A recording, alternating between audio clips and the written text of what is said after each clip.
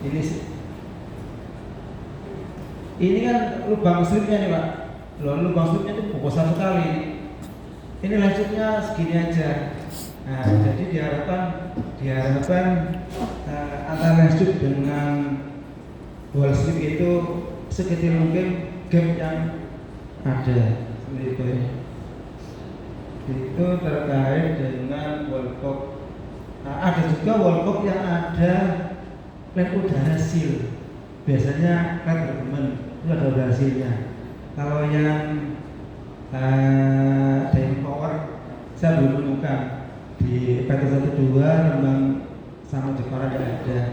Nah, tapi kalau berteman saya baca di manualnya Pacitan dengan kita sama ada.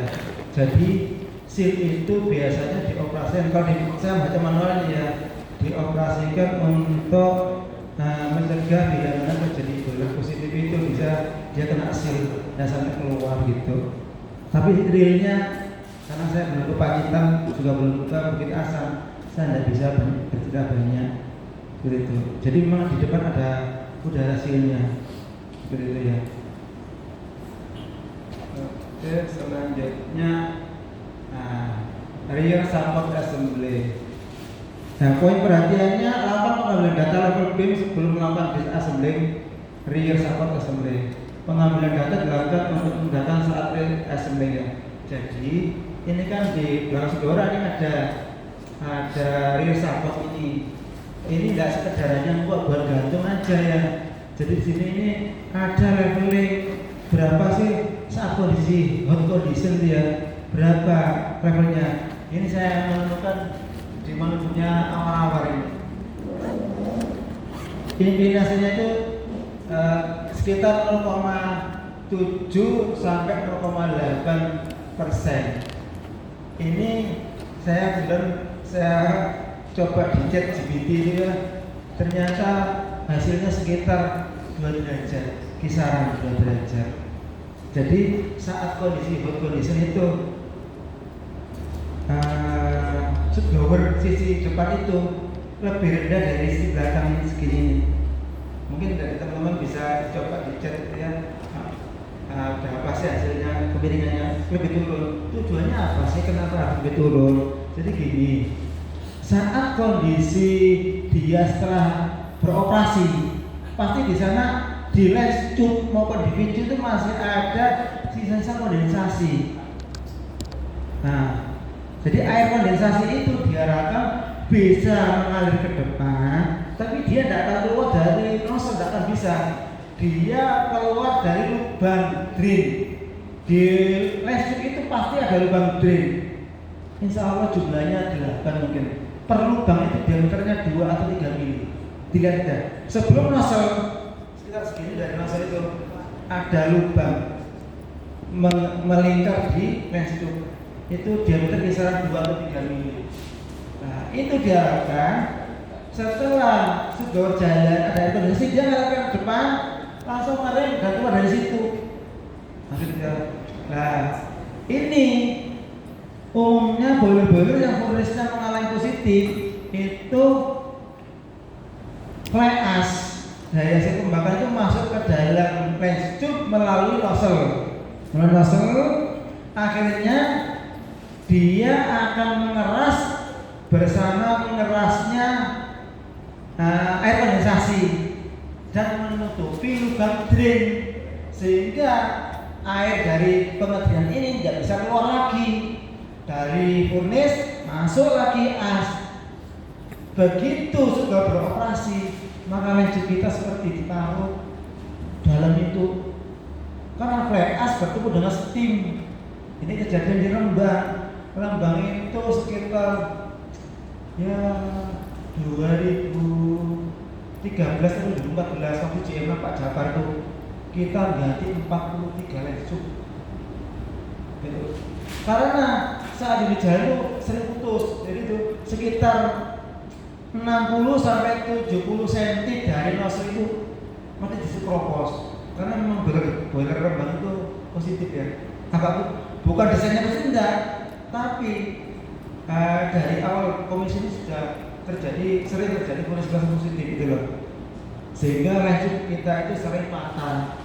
Langkah yang kami lakukan adalah mengganti tipe elemen editor sama menambah sebagai DPF seperti 1-2, sehingga memaksa ada udara positif yang pressure-nya lebih tinggi dari positifnya furnace, sehingga air kondensasi di dalam itu bisa dibilas akhirnya masuk ke dalam boiler, mengurangi terjadinya buntu di dalam lubang vent tadi karena kemasukan fly ash dari hasil pembakaran. Itu yang kami lakukan seperti itu. Nah, jadi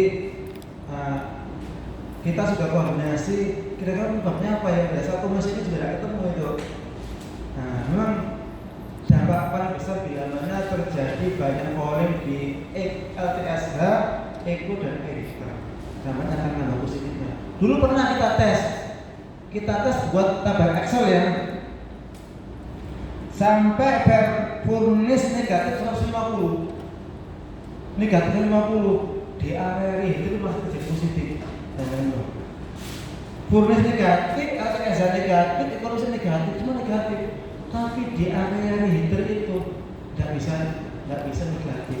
Nah itu ya sudah kita diskusikan, ternyata sama sekali belum ada jawabannya. Kenapa itu bisa positif? Apakah mungkin karena di dalam masih ada banyak fouling, sehingga fouling itu contohnya ya di antara heater menuju LTSH kan ada cuk berdiri itu banyak itu.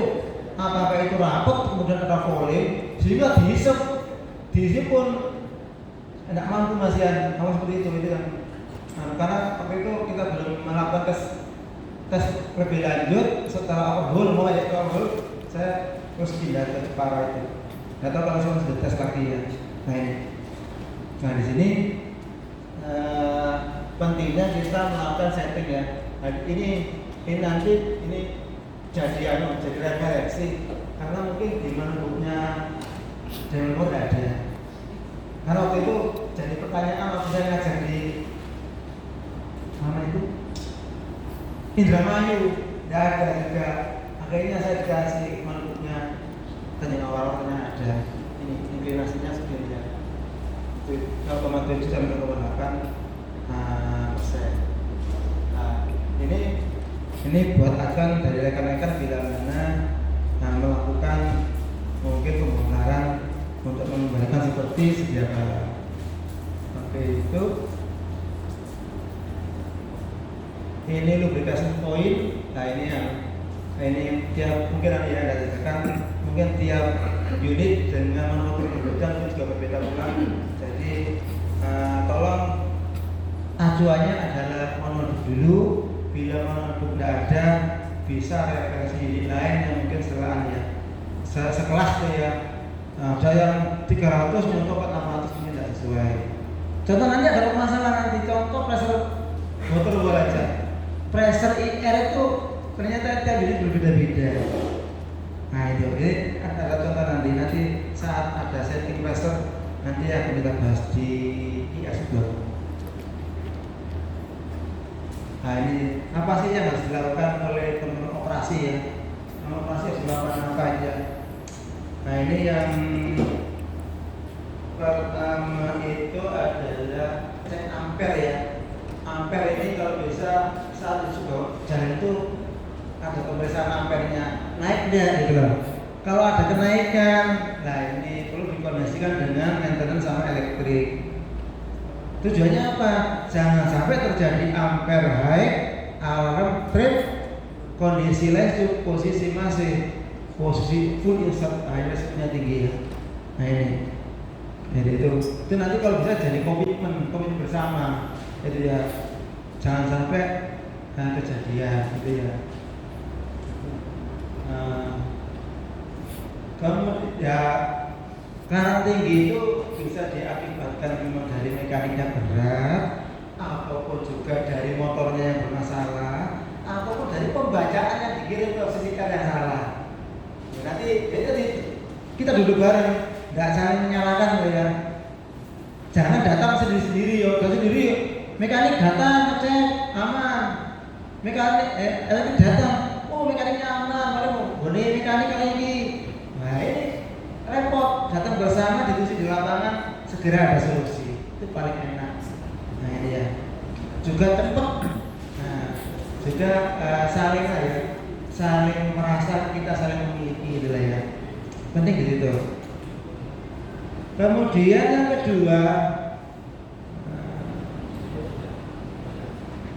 nah ini untuk memastikan bahwa dengan adanya FLM kemudian ampere naik itu bila mekanik elektrik kemudian datang bersama, segera ketahuan penyebabnya dari mekaniknya atau dari kontrolnya atau dari elektriknya. Dalam sama seperti itu. Yang kedua ini ya. Nah ini. Harus juga ternyata sampai power dari elektriknya ternyata trip ini itu atau mungkin ngefok dan tahu ya mungkin elektrik lebih paham nih sehingga karena kemarin ada juga ya sambungan kabel yang kurang kencang ternyata juga berdampak gitu loh. Nah begitu. Nah ini tolong jadi perhatian bagi teman-teman operator saat FLM memastikan ada nggak kejanggalan yang mungkin terjadi di sebuah itu ya. Ini untuk PM-nya, BL-nya periodic inspection ya dari teman-teman pemeliharaan. Nah ini terus terang ini saya langsung ambil dari mana bias malas terjemahkan dia. Nah jadi semua fungsi dari mekanik itu harus berfungsi semua yang lancar ya. Nah ini pastikan semua dari sistem mekanis itu berfungsi semua. Jangan ada yang rusak ataupun sedang bermasalah gitu ya. Kemudian yang kedua, nah ini blower pressure is correct ya. Jadi tolong dipastikan setting pressure itu sudah sesuai. Setting pressure dari sisi blower. Nah dia, kalau tidak sesuai, tadi sudah saya sampaikan dampaknya pendek ataupun nanti akan terjadi gagal operasi dari blower. Kemudian yang ketiga, saat insert maupun retract tidak terjadi kebocoran. Karena kebocoran ini pasti akan mengurangi fungsi dari blower. Ini contoh kecil, ini yang memudahkan Anda mengilustrasikan.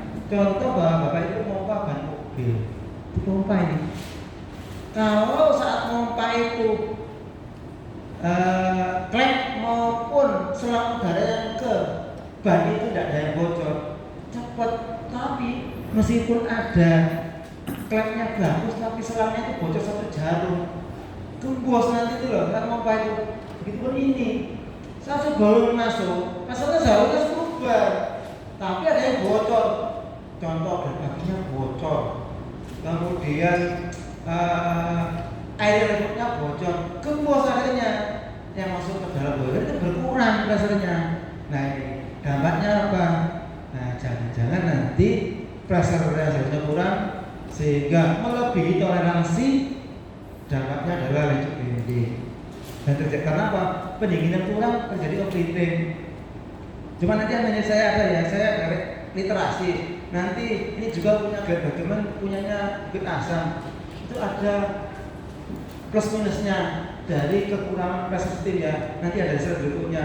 Ya mudah-mudahan ini mungkin bisa jadi referensi. Kalau bisa kalau ada yang sesuai dengan ya, contoh ini, contoh ya. Pressure-nya cukup bar.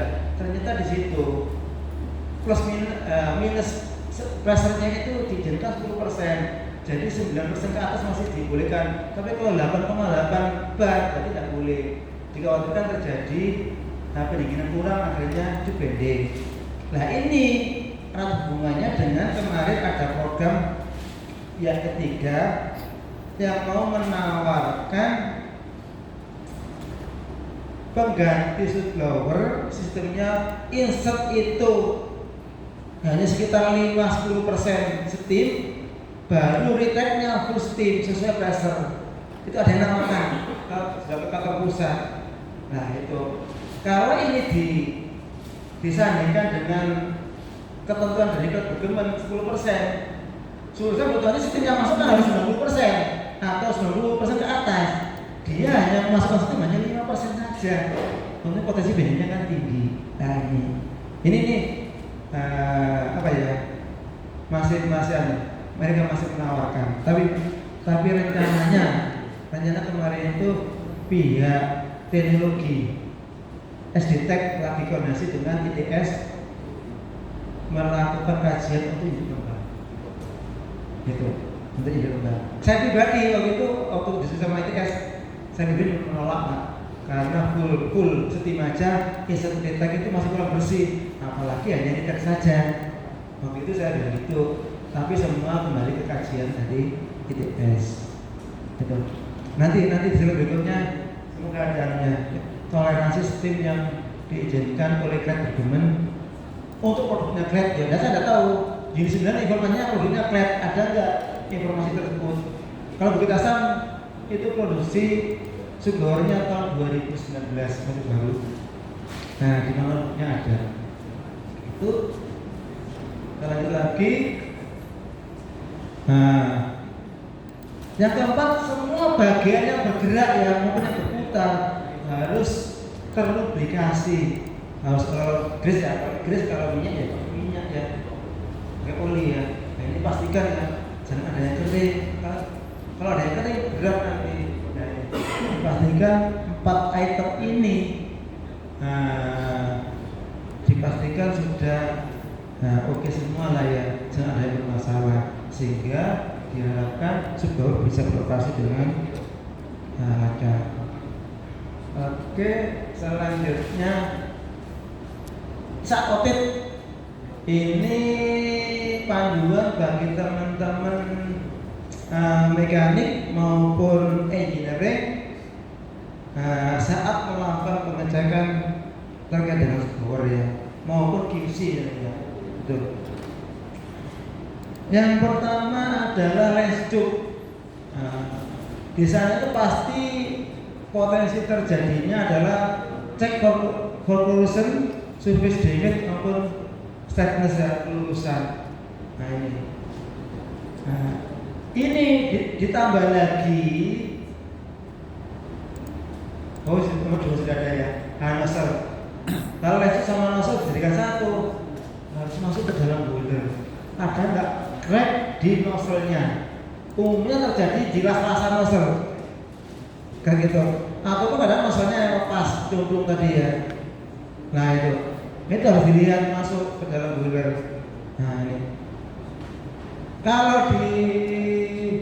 Kalau di Python 1.2 itu saya pernah lihat dulu itu pernah ngalami itu IR Subbaur sambungan nozzle ke live tube itu pakai ulir putus, itu kan ditempel itu, nah itu putus, pernah ngalami itu ya. Nah itu ini perlu pencegahan. Picup cek corrosion, surface damage, stiffness ya sama. Nah sekarang saya kembali ke picup sama picup ya. Jadi gini, di picup kalau teman-teman jeli di ujung picup itu pasti ada las-lasannya. Nah teman-teman beli picup baru di ujung picup pasti ada las-lasannya. Nah di situ ternyata dia itu berfungsi sebagai tempat yang bergesekan dengan listrik saat dia itu insert. Jadi gini, listrik kan panjangnya sekitar 8 meter setengah masuk. Oh mungkin dia kan bending ini, bending ke bawah. Kalau bending ke bawah, picup kan lurus, otomatis picup sisi ujung akan bergesekan dengan listrik yang berputar. Nah gitu kan, makanya di picup sisi ujung itu ada las-lasan yang lingkar gini, itu yang dibuat bergesekan. Nah ini, nah tolong kalau saat pembongkaran listrik kok ujung picupnya sudah ada bergesek, sudah ada las-lasannya, diangkat kembali, dilas lagi. Pada seperti itu nanti picupnya akan growak. memanjang. Sekarang kan sudah ada masalah ini. Yang gesekan adalah lens tube dengan ujung picu gesekan terus. Lama-lama gesekannya itu akan terus seperti ini. Ini sudah kejadian di Jepara itu. Karena lens tube semakin panjang, gesekannya semakin besar. Dampaknya akan berubah ya.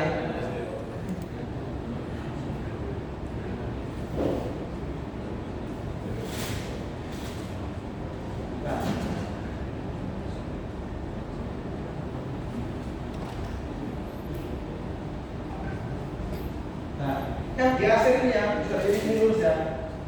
Yang di akhir ini habis translator.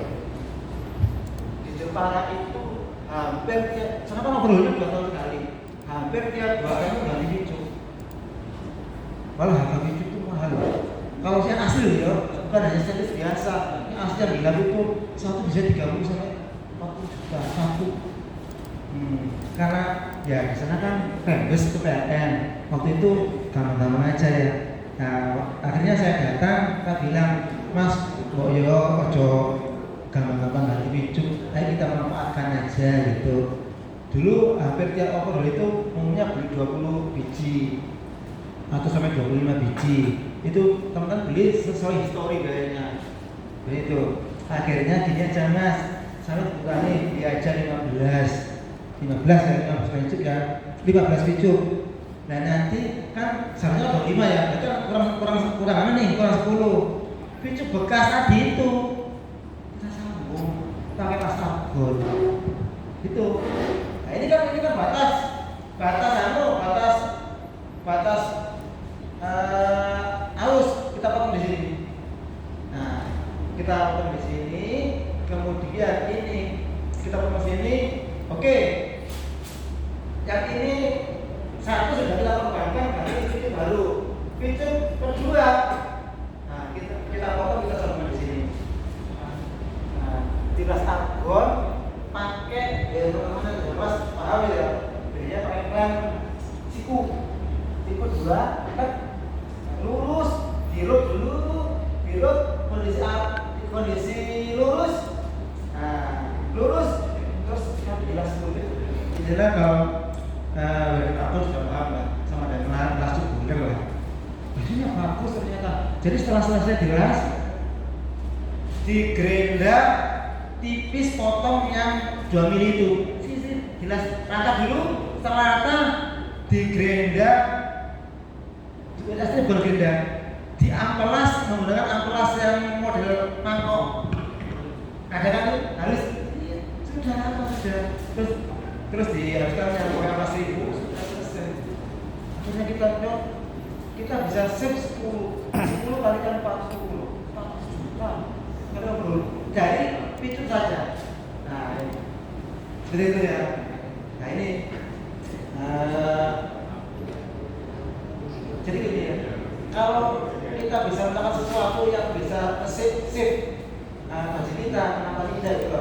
Dulu sampai saya tawarkan ke Rembang, sudah, karena picu ini panjang sekitar 11, Rembang itu hanya berapa satunya, masih bisa. Saya sudah izin ke PLN, ke manajer, bisa Pak, karena ini pasti akan dibuang ini ke ledor. Nah, karena Rembang tidak segera respon, jadi temuan K3 di unit, nah itu dibawa ke ledor akhirnya, baru bagus saja. Nah ini kan ya, dari hal yang harusnya diganti baru, dari barang bekas pun bisa kita manfaatkan. Nah ini picu yang terjadi di Jepara. Nah jadi teman-teman kalau pas ganti lens tube, toh picunya dilihat sekalian, pastikan. Dan yang dilihat juga harus pas ya, karena di pangkal picu itu ada sepi. Sepi ini pasti satu lokasinya pasti tetap di situ sesuai dengan rumahnya yang ada di Popet Salep. Nah itu pentingnya. Sampai diputar-putar ternyata sepinya dia, sepinya posisi di atas, otomatis lens itu pasti di atas. Ya ujung sana yang di atas juga yang diras, jangan dibawa ke rumah. Itu harus sesuaikan. Karena di pangkal itu ada sepinya yang connect jadi satu dengan popet balok.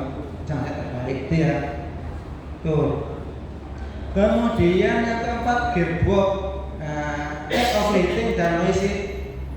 Ya. Jadi di gearbox itu ada kemungkinan juga terjadi noise ya. Mungkin juga bearingnya sudah kering atau olinya kurang dan lain ya. Ada kemungkinan. Ini juga terjadi di Jepara, gearboxnya itu terjadi overheating. Ternyata apa ya tadi? Grease-nya kurang. Jadi grease kalau kurang itu dia bergesekan, dipaksa berputar karena apa ya? Perbandingan gigi kuat aja mutar, tapi terlalu lama panas akhirnya panasnya itu membuat cat di gearbox itu menghitam. Nah cirinya seperti itu. Kalau ada cat gearbox menghitam, ada kemungkinan bearingnya berat pergerakannya. Nah tolong grease maupun olinya dicek ya, gitu. Kemudian 5 popet balok. Bila popet balok dismantle ya atau pembongkaran, cek for wear and renew if necessary ya. Jadi tolong dicek disknya ada nggak scratch ya, aus sudah lah ya. Ya kayak yang punya mobil atau motor itu klep itu kalau bocor yang awas gitu ya. Ini pun juga gitu, kalau disknya bocor atau awas lakukan lepek atau ganti baru. Nah itu. Kemudian seatnya juga gitu, lakukan lepek. Gasketnya lakukan penggantian gasket bila sudah dibongkar. Umumnya kan rusak ya kalau dibongkar ya. Kemudian air valve, yakinkan bahwa spring itu tidak macet. Kemudian juga ada model kalau di Peterson 2 itu modelnya kayak 100 ya air valve itu. Jadi lainnya ada yang pakai bol, ada juga. Kalau bol susah, bersihkannya lem ini susah ya. Indramayu pakai bol banyak tuh, susah. Nah, kalau di sini pakai 100 gitu. Biasanya dulu Pak Adi biasanya yang apa itu ya? Telaten ya, bongkar, dibersihkan, terus springnya dibersihkan, pasang lagi gitu ya. Nah itu. Kemudian limit untuk switchnya, cek for correct operation. Kejadian switchnya kontrol itu, kejadian umumnya ya.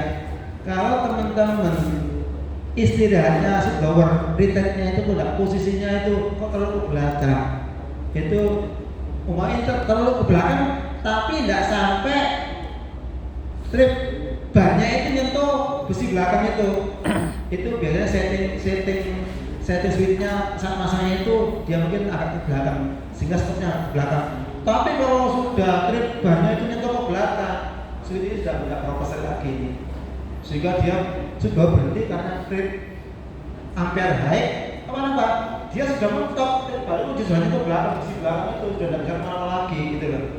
Atau di sublowernya Peterson 2 biasanya belakang itu ada rel yang ada stopper belakang itu. Jangan stopper belakang itu kan bengkok itu biasanya switchnya kontrol tidak beroperasi, tidak bekerja optimal gitu ya. Nah ini tolong teman kontrol melakukan cek limit switchnya. Nah ini makanya di sini kenapa sih perlu melakukan pengecekan sebelum ini jalan itu? Salah satunya dari switch. Contoh jalan oke, tidak sampai full insert, hampir sekitar 2 meter, langsung switch depan kita seolah tersentuh gini, maka dia akan retract. Nah, kita dipastikan switch belakang juga bisa memberhentikan sublower tersebut. Jadi pentingnya kita melakukan uji sebelum ini jalan. Kalau setelah di jalan risikonya tinggi gitu ya. Kemudian yang keempat, motor, cek for overheating and freedom of movement. Nah ini apakah motor itu kondisi ampernya bagus, bearingnya bagus, kan biasa ada cek mulut ya biasanya sebelum pasang ini ya. Mungkin ada cara lain dari teman itu jauh lebih. Ini karena saya ambil dari monobuk ya, jadi di situ bisa jadi guiding kita gitu ya. Kemudian expander kabel bila mana banyak yang cacat ya.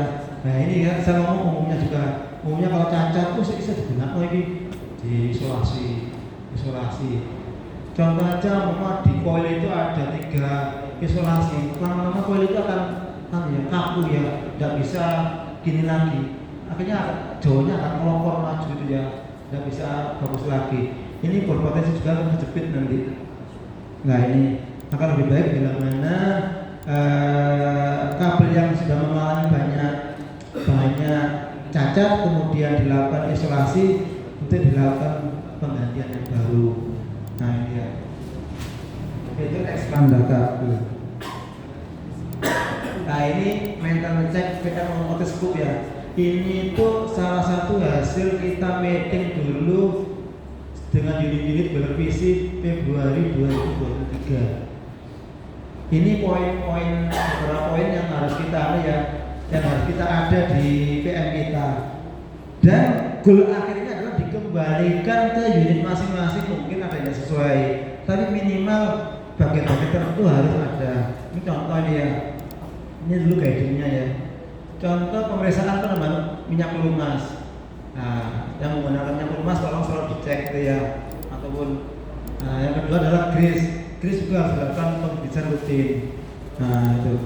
Kemudian yang ketiga pemeriksaan asal resapot, lensup atau vicup, mungkin macet atau bengkok. Ini bagi unit yang ada sapotnya. Karena kayak memang tidak punya sapot ya, begitu.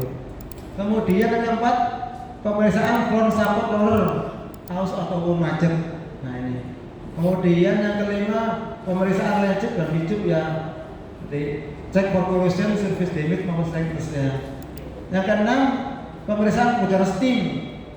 Nah dari gun packing di lencup vicup, gun packing di stem popet balap maupun SBG yang ada di inlet sampai steam.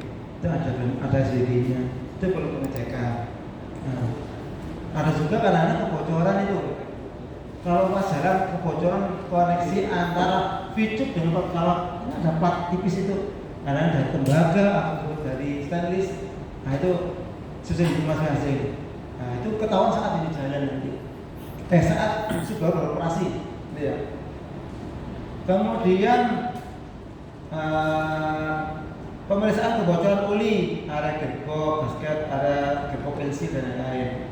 Pemeriksaan lens tube alignment. Nah ini, lens tube yang panjang, biasanya ada juga lens tube itu miring. Jadi kok lens tube kok agak miring, umumnya terjadi itu kayak menggunakan pin rack. Untuk kedepannya menggunakan pin rack yang gigi kecil-kecil itu, dia biasanya itu lari satu gigi, gini. Jadi caranya gini, lurus ini lanjut ke sana, ini gini ya.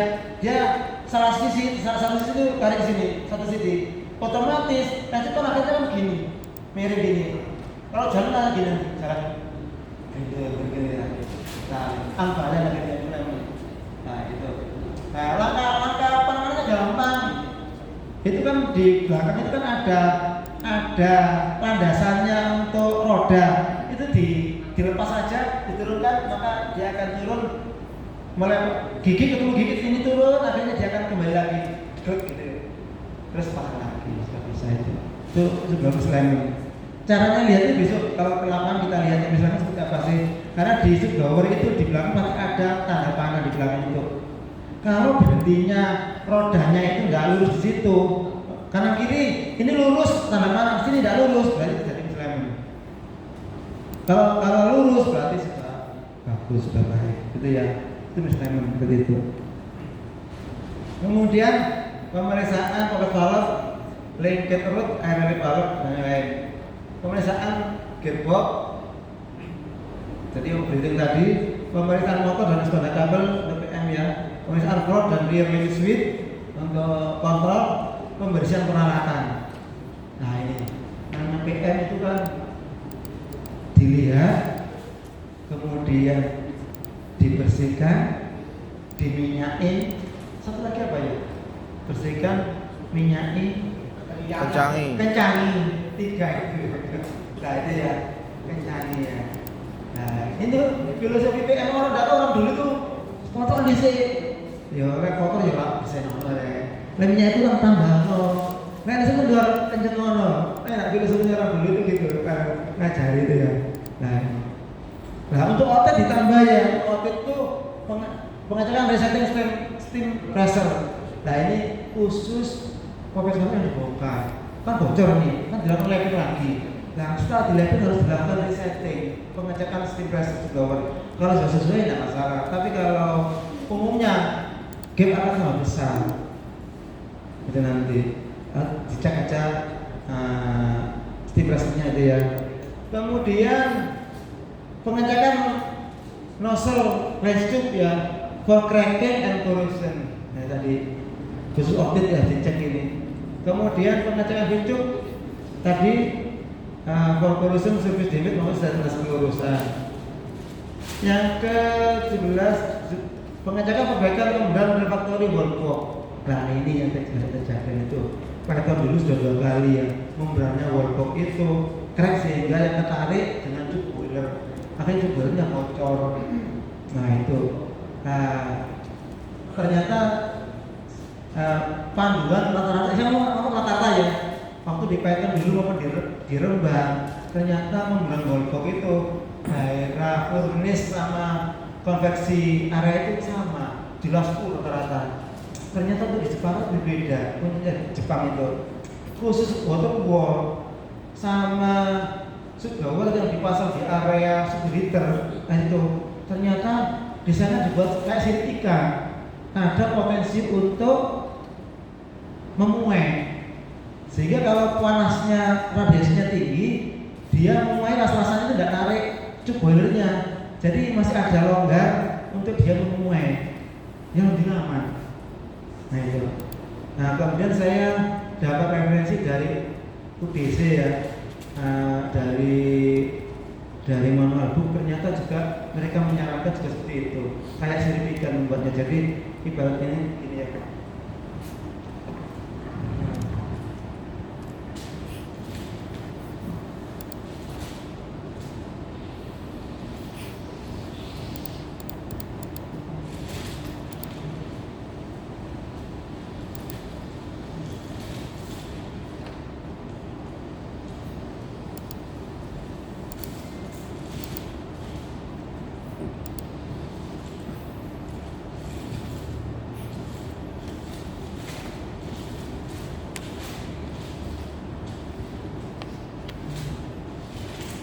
Nah, intinya yang ini dengan ini tuh nggak terhubung, terpisah gitu loh. Sehingga kalau ini mulai masih ada orang balik sini, ini mau lari ke sini, ini pun bisa lari ke sini gitu.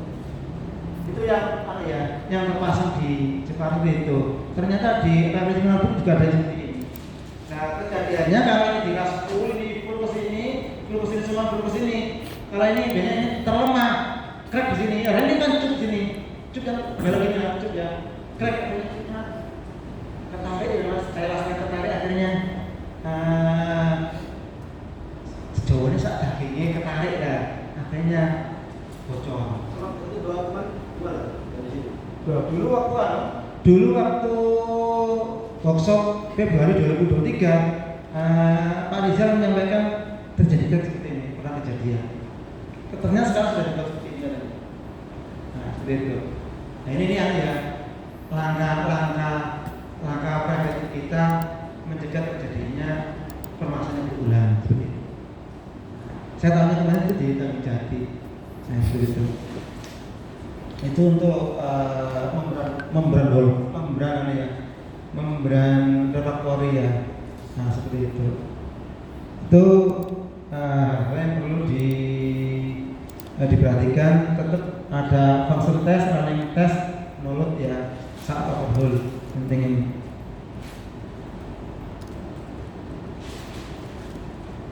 Nah ini sekarang kita ke troubleshooting ke dynamic power ya. Nah ini kalau troubleshoot ini untuk lanjut untuk langsung power nanti. Kalau langsung power itu tidak jauh beda, tapi ada sedikit perbedaan ya, tidak jauh beda. Nah ini elektrik kontrol maupun mekanik nanti akan ada permasalahan yang sama. Nah, contoh sekarang ini dari dynamic power ya, nanti ada juga dari kelas berteman. Ini minimal kan nanti semua peserta kan akan dikirim ke grup ini nanti adanya file ini. Jadi suatu saat itu kalau kita di dynamic power tidak ada, ya kita bisa buka di kelas berteman kira-kira seperti apa. Di berteman juga seperti itu, terpasang pet bisa lihat punyanya double power gitu ya. Should power file to start. Jadi sebelum udah start. Nah itu. Nah, kebanyakan itu di sampai power kebanyakan. Jadi ini awal ya. Kok nggak bisa start sebelum ini? Kebanyakan dari sisi elektriknya. Nah ini ya. No power to start. Open circuit, motor winning, open or stop. Jadi teman-teman elektrik jauh lebih paham ini ya. Tapi minimal ini bisa jadi contoh bila teman-teman engineering kan nanti bisa buat mungkin ada FCFA, ini kan bisa juga jadi salah satu potensi gitu ya. Nah ini, jadi ini perlu pengecekan power. Ini file to start ya. Nah ini. Nah yang kedua, sudah jack or file to travel. Nah ini sudah mulai jalan, tapi gagal baik di perjalanan insert maupun di kembalinya atau di track. Nah ini. Nah, permasalahannya apa? Nah ini. Yang pertama, drive motor overload. Nah ini. Tadi ya. Front roller are not set correctly.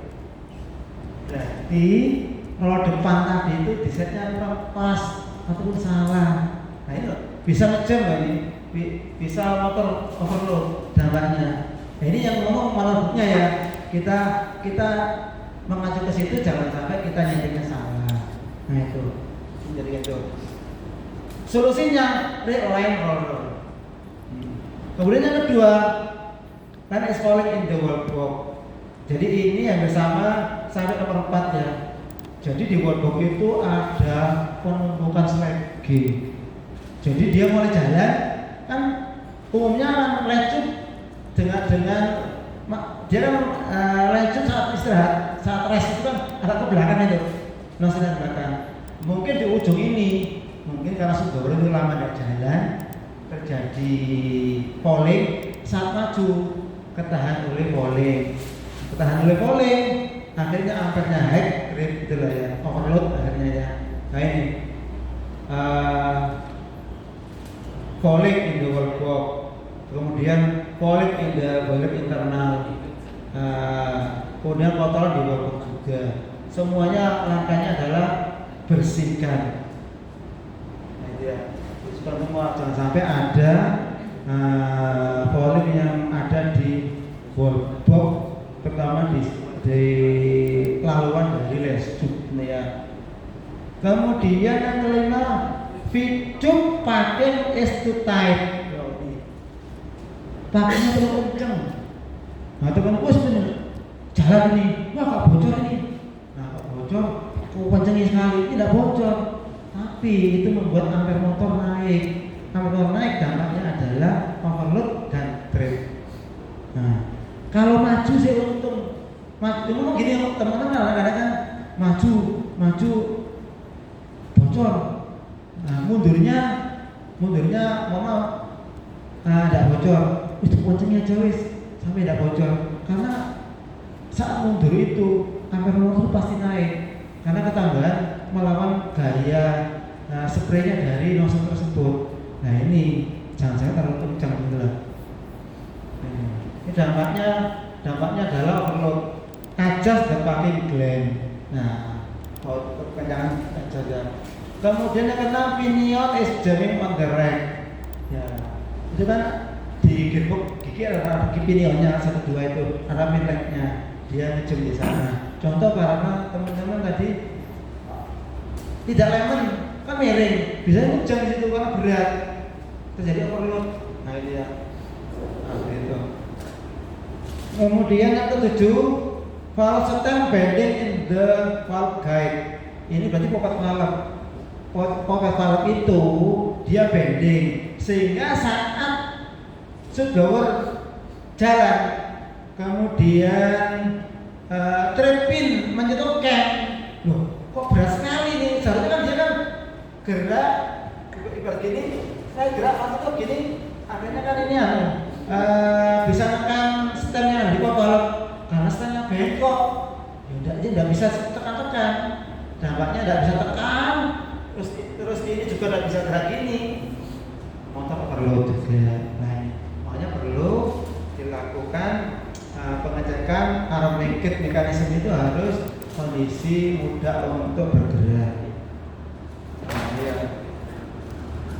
Nah, di sini dismantle the pocket valve and inspect the valve stem. Renew the system if it is damaged. Nah, kalau rusak ya baru stemnya. Nanti ada materi terkait dengan apa saja sih yang harus kita siapkan bekas spare part-nya sehingga diharapkan sebelum kita itu tidak lama-lama sabutnya itu lah, stopnya itu lah. Nanti ada di mungkin ya 3 minutnya. Yang ke-8 lagi pipe work incorrectly supported. Jadi gini ya, kalau teman-teman biasanya di pompa itu terjadi tegangan dari luar itu loh. Contoh teman-teman lihat ngelemon nggak jadi ternyata pipa sambungannya itu membuat sistem pompa itu kurang sesuai. Begitupun di sini dia menyampaikan bahwa pipa yang menuju ke Subaru itu berpengaruh. Ini saya belum pernah ngalami, belum tahu ya. Tapi menurutnya bisa ngomong gitu. Kira-kira dampaknya seperti apa? Ini saya belum tahu. Karena di sini suruh minta inspect pipework and rerun if it is necessary. Nah, ini saya belum tahu kira-kira dampak utamanya apa sih gitu loh. Karena di sini kan kebanyakan sambungannya kan hanya elbow set naik langsung ke flank di pocket valve. Makanya dampak dari pipa sapi itu ke subbawah sehingga terjadi overload itu apa? Karena motor dan ini kan terpisah. Ini saya belum bisa menjelaskan ini. Kak alias di kasusnya seperti apa ini ya. Tapi kalau di pompa, nyoba ya teman-teman, lemnya bagus, ternyata inlet outlet pompanya dibuka, kalau berubah ternyata penumpang lemnya dari pompa tersebut. Itu kalau pengaruh luas, sebenarnya dibuka dan tidak dibuka pun seharusnya pompa itu tidak terpengaruh oleh pipa yang ada. Seharusnya itu kan idealnya. Karena kalau terpengaruh, dampaknya adalah matik nanti ke peralatan. Contohnya kalau di PT-1 kan ada ini BF itu kalau salah ada virusnya ya. Itu juga sebagai mereduksi terjadinya pipe strike dari begitu kan. Ini terkait dengan troubleshooting di Denpor. Ada lagi blower fail to stop. Nah ini ya, ini untuk teman-teman kontrol ya. Limit switch has not operate, trip lever may be lost. Jadi ini ternyata switchnya kendor ini ya. Jadi dia tidak bisa nyetop, dia mundur. Ternyata ini kan kendor, tidak berfungsi. Nah, perlu dilakukan retightening. Kemarin ada beberapa sih lupa jadi mana itu. Kontrol sudah melakukan penggantian switch, ternyata switchnya berpindah, sehingga berhentinya tidak sesuai lagi di panah-panahnya itu. Ada yang kemajuan, ada yang mundur gitu. Nah itu. Nah kalau bisa disesuaikan dengan berhentinya di titik yang telah ditentukan oleh manufakturnya itu ya. Gitu. Kemudian yang kedua limit switch ya jam. Nah ini switchnya macet ya, sehingga dia tidak bisa menghentikan stop saat sudah melakukan retract gitu ya. Nah ini perlu pengecekan, makanya ada PM juga. Nah PM di sini saya belum tahu ya. Kalau PM-nya itu kalau saat di jalan seharusnya tidak berpotensi kalau dicek gini aja mungkin semproti dengan cairan yang udah kering. Dan saya tahunya dulu kontrol itu melakukan pengecekan itu di cool feeder untuk load cell ya. Nah, load cell itu biasanya aku juga membersihkan boxnya di feeder kan satu itu dibersihkan dulu dengan disemprotkan, tapi dia langsung kering. Teman-teman lebih paham itu ya. Tapi intinya di sini ada PM yang menjaga jangan sampai fungsi dari mesin ini gagal. Nah, ini gitu ya. Kemudian yang selanjutnya blowing valve to turn off. Nah ini steamnya keluar terus ini ya. Kira-kira apa penyebabnya ya? Valve stem. Nah ini ternyata kalau juga macet juga. Kita suruh bongkar ini, suruh ngecek stemnya. Nah ini Kalau memang bermasalah atau bending, maka penggantian stem baru. Kemudian selanjutnya valve yuk is broken. Nah ini yuk gini, saya dulu juga agak bingung ya kenapa dikatakan yuk ya. Karena yuk itu umumnya di valve, jadi sapot besar itu loh ya. Yang di atas kan ada gearbox, ada motornya. Ini yuk namanya. Ternyata di sini itu teman-teman lapangan ngomongnya, ini kalau pak kupu-kupu nih lah. Udah gini lah, nah kayak gini lah, teman stem masuk itu lah, itu kupu-kupu. Ternyata di sini bahasanya yuk juga. Nanti di gambarnya saat IR, nah kita lihat ya, yuknya seperti apa. Kalau yuk itu dia rusak, ya otomatis trigger nggak akan bisa off stem karena yang menyambungkan stem dengan trigger adalah yuk tadi. Nah, kemudian valve spring broken, nah spring ini ada stem juga. Valve slip disc loss, nah ini valve ternyata stem dengan disknya itu lepas, mungkin terjadi karena di situ hanya ada stem dengan disk itu mungkin hanya 3 ulir mungkin, stem bebas. Kalau teman-teman pernah bongkar safety valve, itu stem dengan disknya itu setelah masuk kalau bebas dari dalamnya. Jadi yuknya itu bisa gini, karena disknya bisa gerak-gerak gini. Ini juga sama, bisa gerak-gerak gini. Enggak jauhnya enggak kencang lurus ya, enggak kencang lurus. Enggak akan bisa flat antara si dengan disk nanti. Dia bergerak menyesuaikan dengan bentuk permukaan disknya. Permukaan seatnya. Jadi disk ini bisa bergerak-gerak gini. Nah gitu. Operating pin broken. Tadi yang ada yuknya tadi, cam and pin out of line. Nah, jadi cam dan pin out of line. Jadi dia antara cam dengan pin tadi itu tidak pas lurus gini atau gini ya. Jadi akhirnya stem tetap akan open terus, tidak close. Kemudian selanjutnya kita dapat troubleshooting. Istirahat ini selesai troubleshooting untuk long ya. Nah setelah istirahat kita ke IR sebelum. Crank tube fail to rotate. Nah, meskipun motor operasi ya, ternyata bevel gearnya itu bermasalah ya. Nah kita diminta untuk mengganti bevel gear baru. Nah, crank tube fail to rotate. Jadi ini banyak bermasalah di gearboxnya. Jadi putaran motor tidak diteruskan ke lens tube. Nah ini. Kemudian selanjutnya boiler tube abrasion. Nah ini yang penting ini ya. Boiler tube abrasion or bevel erosion is present given internal inspection. Nah ini teman-teman, kenapa sih tadi saya minta untuk ngecat membran dari subflower sekaligus ngecek ini. Adakah permukaan cup boiler yang terjadi erosi gitu loh. Sekarang ngecek itu di kanan kirinya sebawah itu kita cek. Nah ini kalau terjadi abrasi, kemungkinan penyebabnya adalah blowing pressure is too high. Pressure sedikit bawahnya terlalu tinggi. Nah itu reset. Nah, ya resetting lagi pressurnya ya.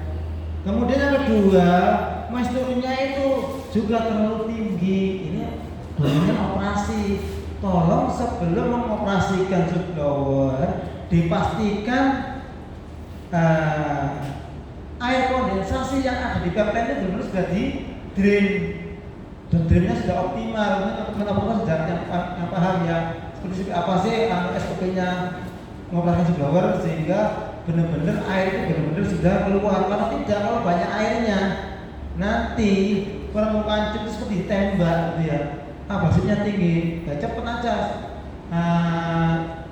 ketebalan cup kita akan menipis nanti. Abrasinya tinggi, ya dampaknya apa? Cup kita bocor. Nah ini, pentingnya, oh ya sudah jalan, ya ternyata banyak airnya mas ya.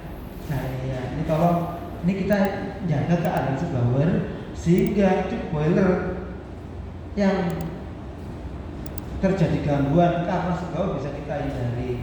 Nah ini dari mekanik melakukan setting pressure, dari kita operasi memastikan bahwa air kondensasi di kapten sudah dilakukan pengedilan secara optimal sebelum sebuah dilakukan operasi. Nah itu. Kemudian yang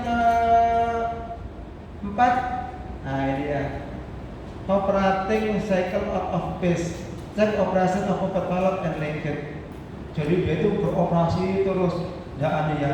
Mungkin dari sistemnya ya, dia tidak retract, tidak balik. Nah ini ada terjadi kegagalan jika operasinya dia nyembuskin terus menerus dan mengenai dari tube boiler.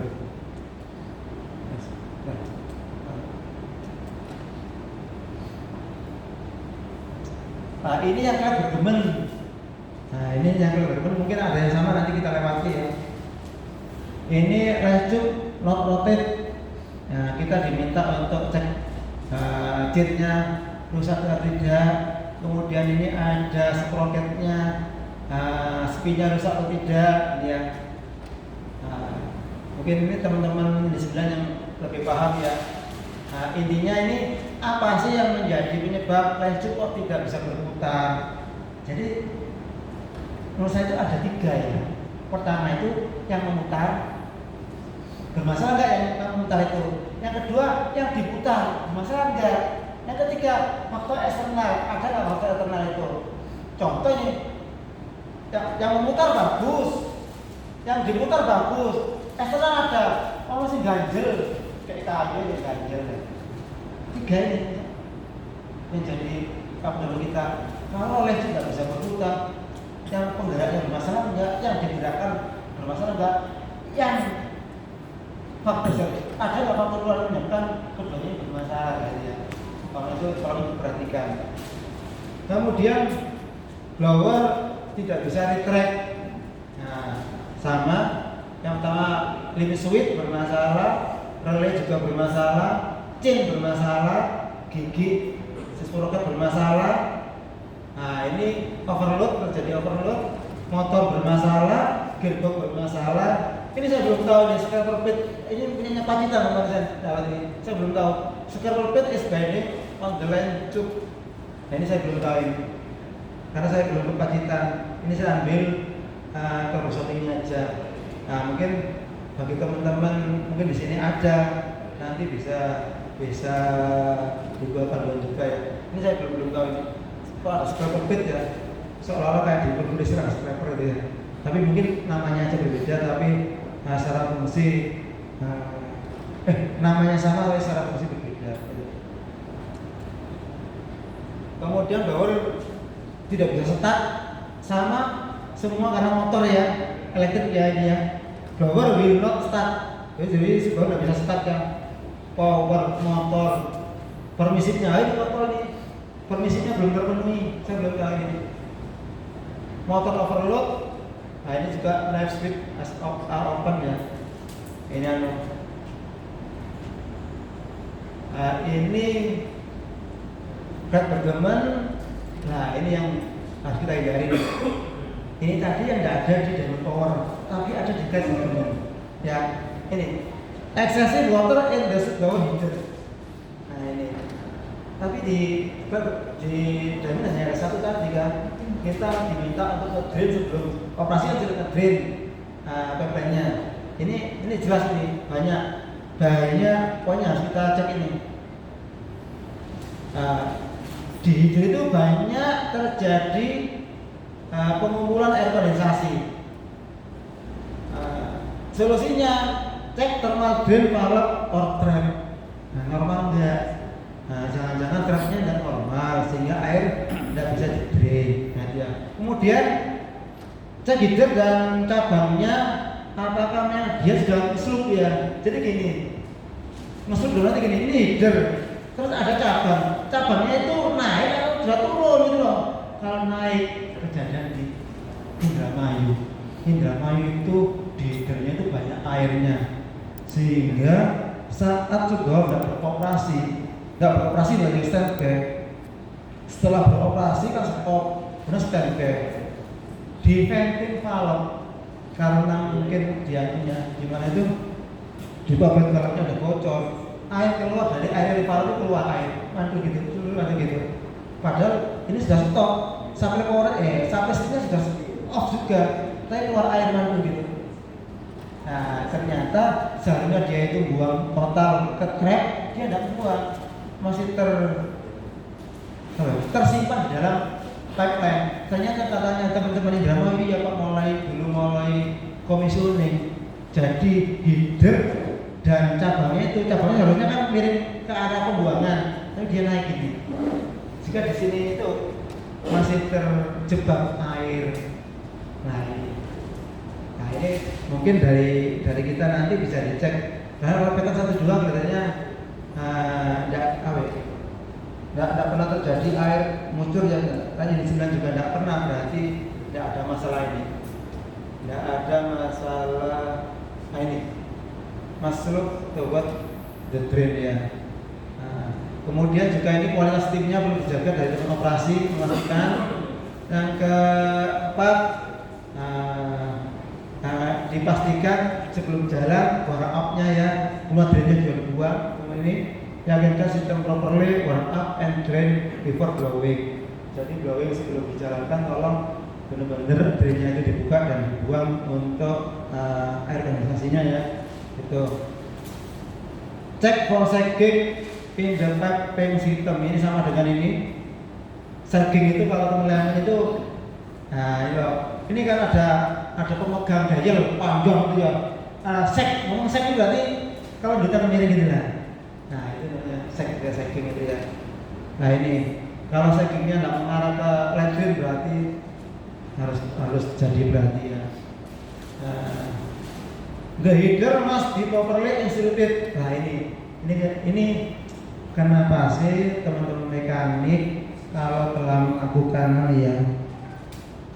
perbaikan, kenapa isolasinya harus dikembalikan lagi, gasbolnya harus dikembalikan lagi.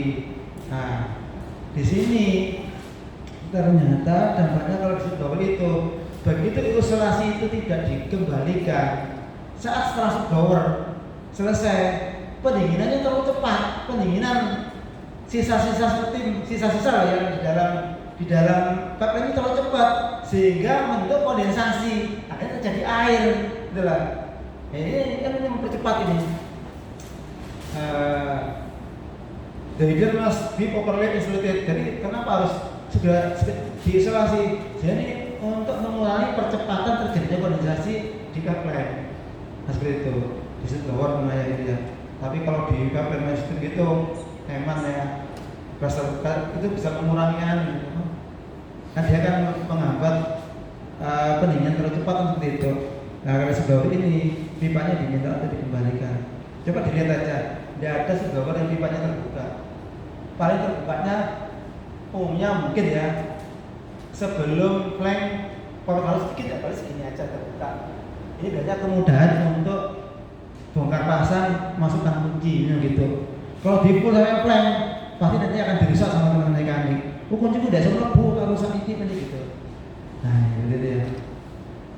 Kemudian yakinkan drain hole dari nozzle itu tidak plugging. Nah ya, tolong pastikan lubang kecil-kecil yang di 8 tadi diameter sekian 2 atau 3 itu di nozzle jangan sampai futu ya.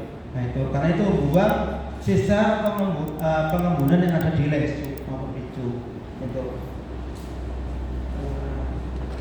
Ini tekan pipeline juga terkait dengan namanya pengedilan. Jadi pipa pipeline juga di terakhir ini.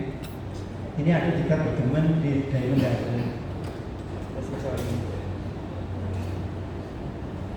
Nah sekarang feed pipe.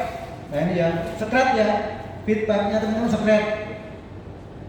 Penyebabnya apa? Lencu bending. Nah ini. Kemudian ground pipe-nya bermasalah. Spindle basing. Ini yang saya belum tahu spindle basing. Kalau di punyanya diamond itu ada di dalam rumah packing, di dalamnya ada slip di dalamnya itu kalau kesesatan atau juga rusak maka dia akan sekat ke picup itu. Selain itu tidak ada. Ya Pak teman-teman kalau pas buka gerbang di dalamnya itu di rumah gerbang di sana itu pasti ada rumahnya, ada rumah gerbang dia tidak jadi satu dengan gerbongnya, ada pasangan ada strip gitu ya. Nah begitu. Nah ini tolong jadi perhatian. Udah. Nah, tinggal satu set ini aja. Udah lagi istirahat. Nah kemudian lanjut juga bermasalah nih ya. Nah, ini karena punya klat bergemen, mungkin teman-teman jadi 9 juga lebih paham ini ya. Terkait setting dari cin terlalu kendor. Nah ini ya. Oke, ini saya lewati karena saya sendiri belum kepacitan ini ya. Nah, cin rusak. Kenapa sih cin rusak itu? Nah, ini kejadian ya di mana itu?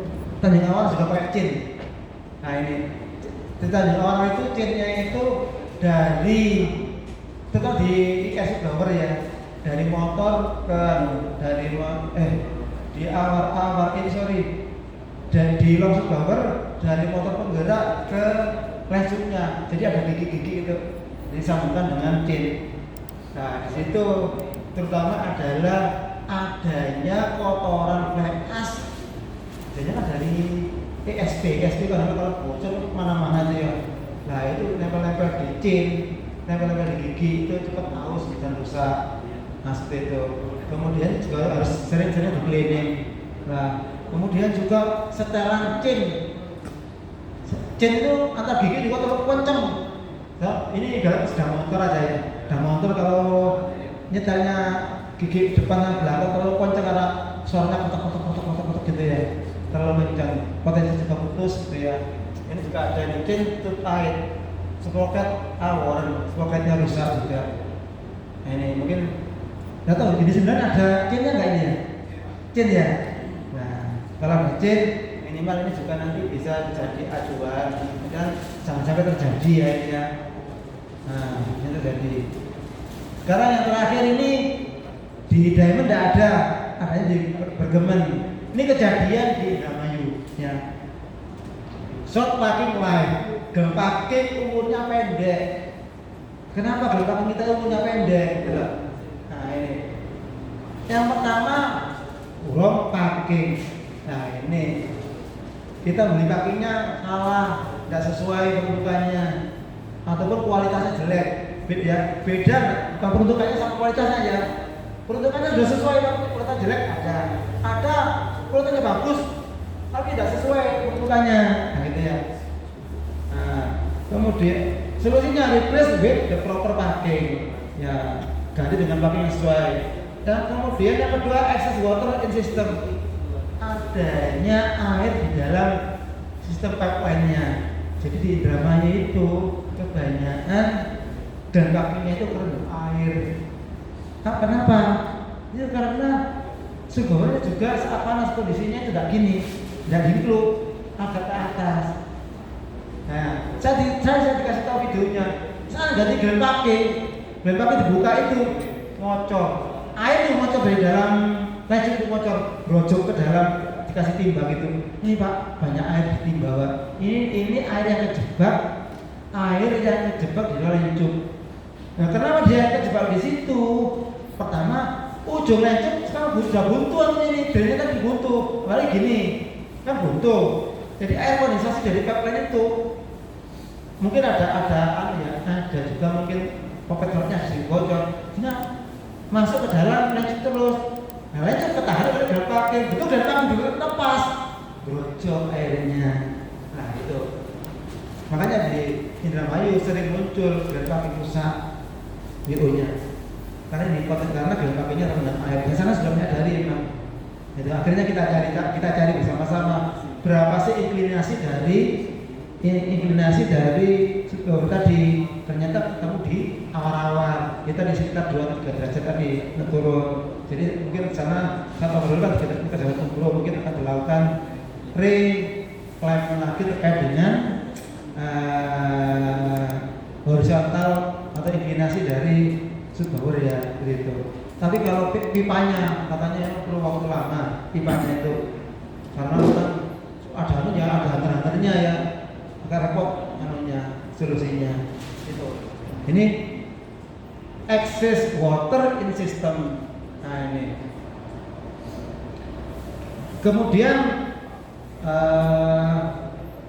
rusaknya picup. Nah, picup rusak otomatis gearbox kayak diparut ya. Permukaan picup rusak. Gearbox kan berputar gini bersama gearbox. Ya kayak diparut anunya. Gearboxnya itu rusak. Nah ini makanya picupnya harus kondisi harus bila mana terjadi sedikit sekret, akan lebih baik segera dihaluskan. Nah, haluskan ini rapotnya harus turun, picup-picupnya digosok sama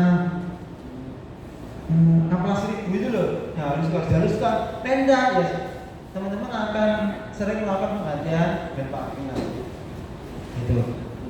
Karena terjadi kerusakan picupnya. Worn spindle bushing. Nah, spindle bushing ini kalau di kalau di Dan Power, pikiran saya di rumahnya Pak di sebelah ujung, nantinya Pak kita lihat sebentar nantinya di gearboxnya itu ya. Kemudian pakai blade S2 loss. Nah ini ya, blade pakunya terlalu kendor. Tadi saya sampaikan tadi kan, saat pemasangan packing, kenapa kita harus satu-satu dipapatkan gitu kan?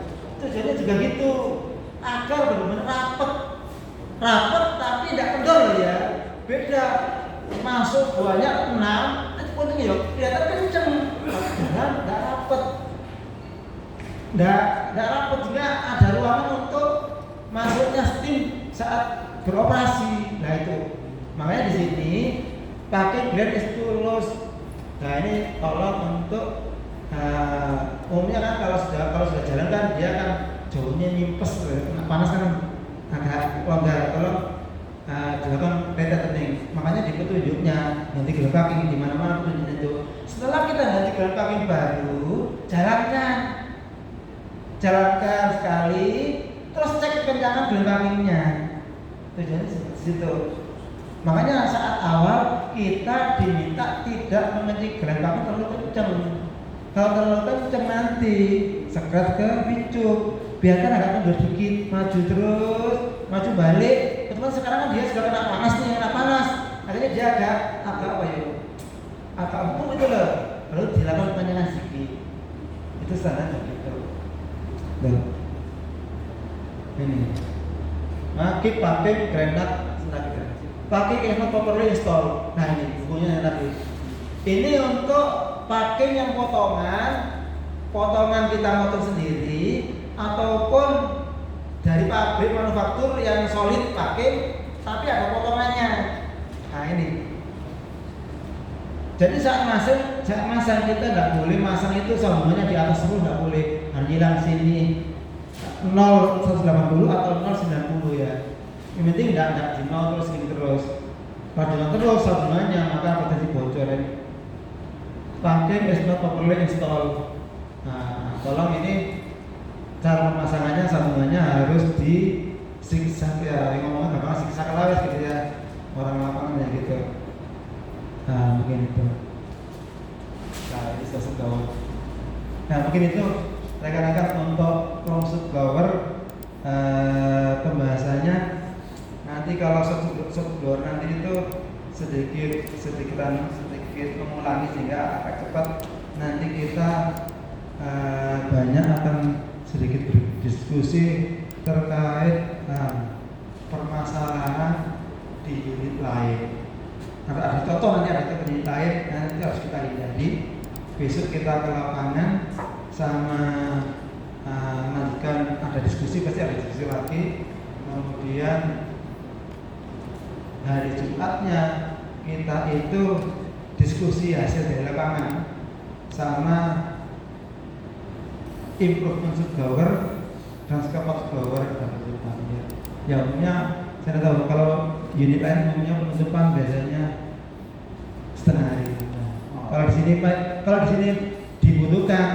Kemarin sih ada sedikit permintaan dari bukan permintaan ya, diskusi sama Pak Todo. Bos besok enggak bisa nggak diulang permasalahan buzzer di sedikit disetel dia di subblower kalau sudah selesai. Kalau kemarin waktunya cepat sekali, hanya waktu sekitar berapa 40 menit kalau gitu. Jadi tidak kelihatannya para audien kurang mantap itu ya, tidak semua bisa. Nah, kalau tidak ya kalau tidak ya besok mungkin perkiraan setengah hari atau jam 2. Kalau di drama itu jam 2 rata-rata setelah istirahat penutupan, rata-rata seperti itu. Monggo nanti kita sesuaikan dengan kondisi materi yang kita bahas sama ada diskusi lain ya. Nah itu karena juga satunya kita dari ini ya. Mungkin tidak lagi cepat pulang banyak. Nah, coba kita lihat kondisinya seperti itu ya. Nah, mungkin nanti teman-teman juga bisa mungkin ada permasalahan. Mungkin besok di momen diskusi bisa kita diskusikan. Jadi sekarang ini kita sampaikan materi dulu. Nanti materi kan sudah diterima ini, ternyata berkembang kelihatannya ada yang perlu kita diskusikan. Karena kalau kita diskusikan di sini materi belum disampaikan, jangan diskusi itu ada di materinya. Nah gitu. Jadi hari ini kita sampaikan materinya, sehingga nantinya itu dalam kita paham filosofi sama sedikit filosofi. Mungkin itu untuk penyampaian pagi hari ini. Nah, terima kasih atas perhatiannya. Saya akhiri. Wassalamualaikum warahmatullahi wabarakatuh.